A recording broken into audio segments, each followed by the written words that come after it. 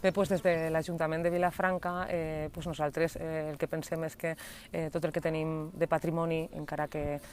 aquest patrimoni, com pot ser la nostra ermita de Sant Roc, és propietat de l'Obispat, nosaltres el que sí que pensem és que no deu de caure el nostre patrimoni, que tenim que donar-li un ús també, com hem fet ara en el conveni que tenim en l'Obispat, per a poder utilitzar també l'ermita per a diferents activitats, exposicions, també alguns tipus de teatres, i nosaltres el que sí que volem i ens agrada i estem fent des de fa molts anys, des que tenim aquest conveni, és la rehabilitació de l'ermita de Sant Roc. Bé, Vilafranca és un poble, com tot el món sap, que és un poble industrial, però sí que des de l'Ajuntament també estem treballant per a que sigui un poble molt turístic i també molt cultural, com des de fa temps que vam ser capital cultural valenciana, i des d'entonces nosaltres l'activitat cultural no la deixem de banda i intentem que sempre hi hagi activitat cultural. En aquesta ermita de Sant Roc, per exemple, ha sigut una de les ermites que s'ha utilitzat per a poder fer moltes activitats, i bé, som patrimoni de la humanitat en la pedra en sec, també en l'art rupestre, i bé, sempre invitem a que tot el món puga vindre al nostre municipi i que puga gaudir d'aquesta esplèndida naturalesa, com tenim també molts paratges. El paratge Palomita també és un dels paratges que es pot visitar, i també diferents rutes que es poden fer, tant de la pedra en sec com es poden fer a cavall, com es poden fer en bicicleta.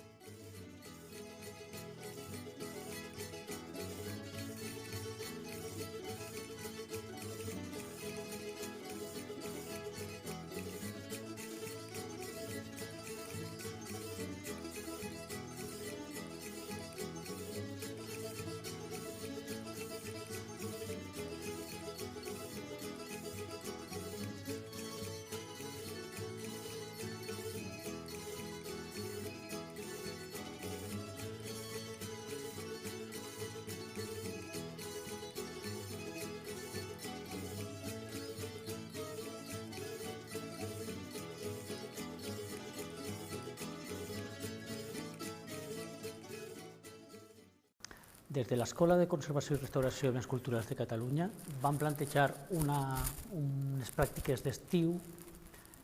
concretament als alumnes de tercer, que són els que comencen l'especialitat de pintura. Una volta ja han acabat tot el curs, per a que pogueren practicar tot allò que havíem explicat durant tot l'any acadèmic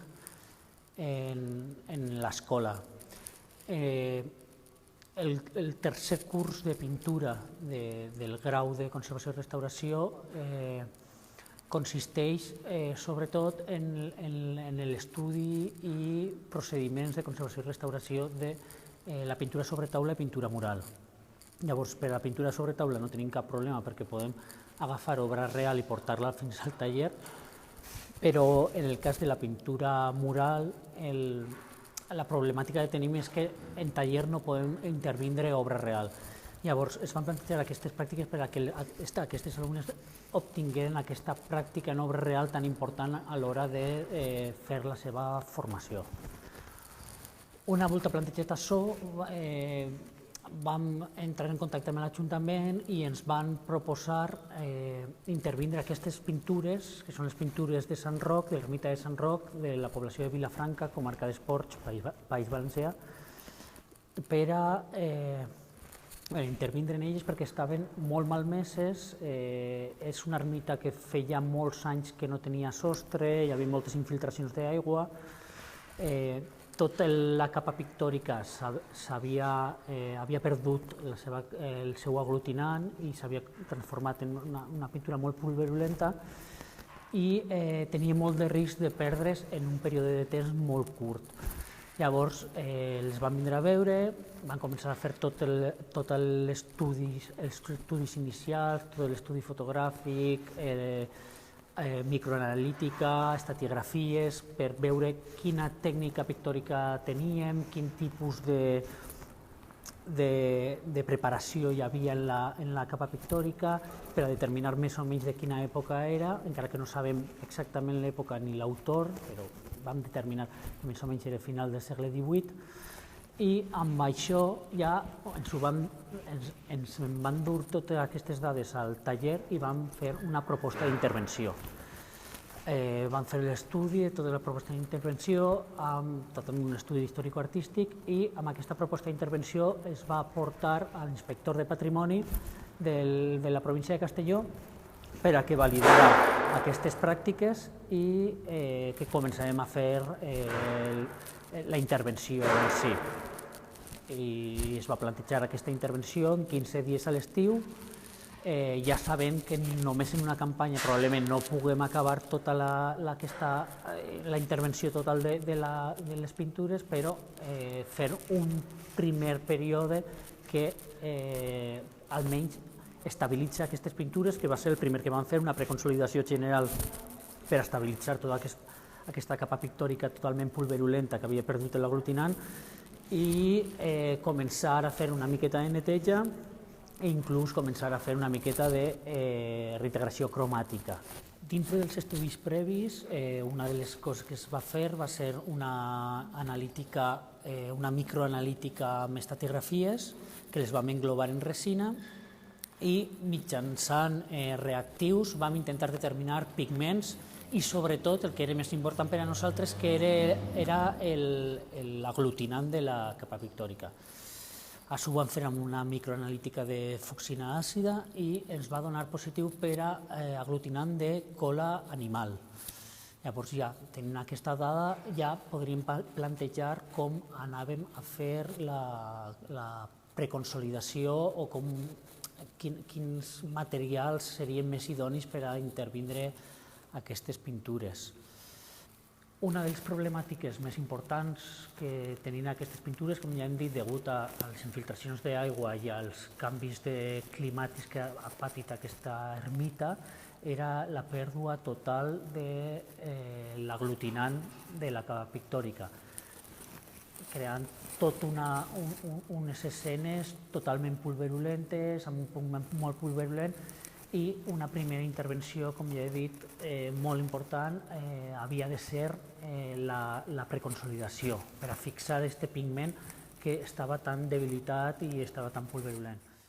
La principal degradación que hemos podido determinar tras los estudios y los análisis y la observación directa de las pinturas murales ha sido la pulverulencia de la capa pictórica. Esta degradación debe tratarse de una manera urgente, ya que la pulverulencia puede acabar provocando la pérdida progresiva de la capa pictórica original. Previamente a la aplicación del consolidante, hemos realizado una pequeña limpieza, ya que la capa pictórica nos lo permitía, con brochas de pelo muy suave.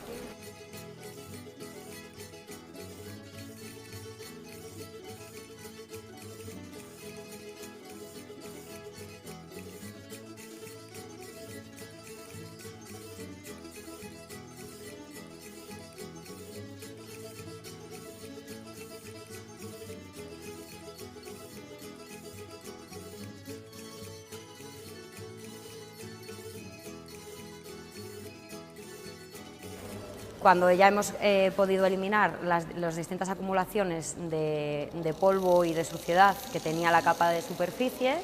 hemos pasado a realizar un pequeño test de consolidantes utilizando distintas resinas, polímeros y colas animales. El resultado de estos análisis ha determinado que la cola de conejo era el mejor consolidante que podíamos aplicar en esta pintura, tanto por la compatibilidad con la pintura como porque los análisis nos mostraban que no eliminaba ninguna proporción de capa pictórica. La aplicación de este consolidante se ha llevado a cabo con brocha de una manera generalizada, y en las zonas especialmente sensibles hemos aplicado el consolidante con pulverizador. La proporción era del 5% de cola de conejo en agua desionizada. Una vez hemos terminado con esta primera capa de consolidación, hemos repetido con la misma proporción la consolidación en las zonas especialmente sensibles que se centraban principalmente en el marco, y también con pulverizador.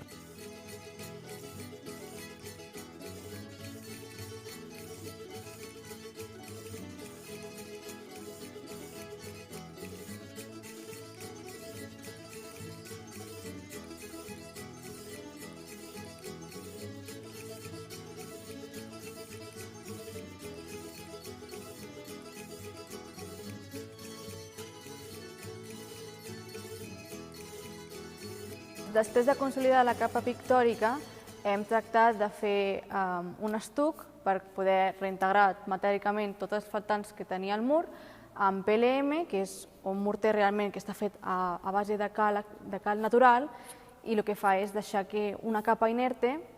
amb la que poder tractar després amb la restauració cromàtica. Aquest morter de cal,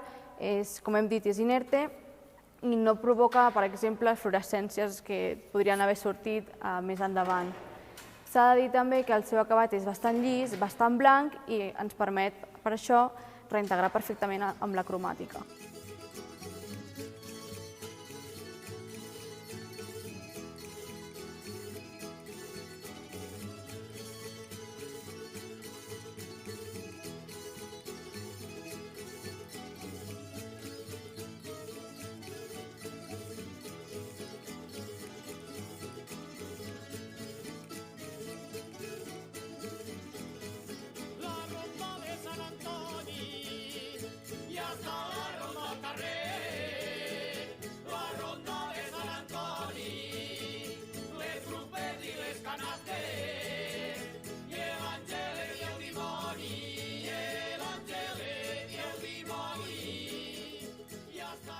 La reintegració cromàtica l'hem fet,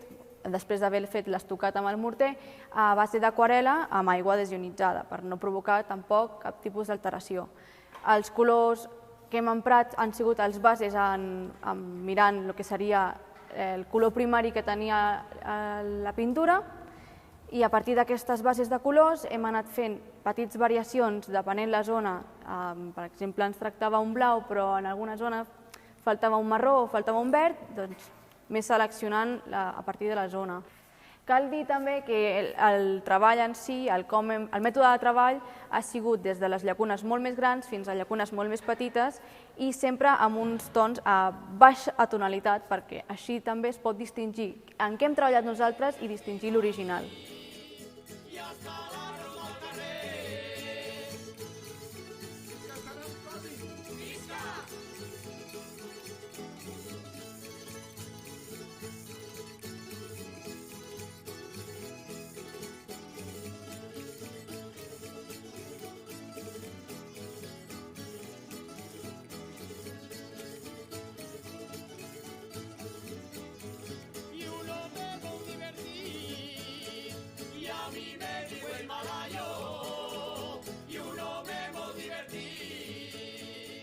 Jo vaig escollir l'especialitat de pintura perquè gràcies a la meva afició a la pintura va créixer un interès per conèixer els materials, les alteracions que es provoquen a les pintures i les maneres de solucionar-ho. Les pràctiques sobre la restauració d'aquestes dues escenes de Sant Roc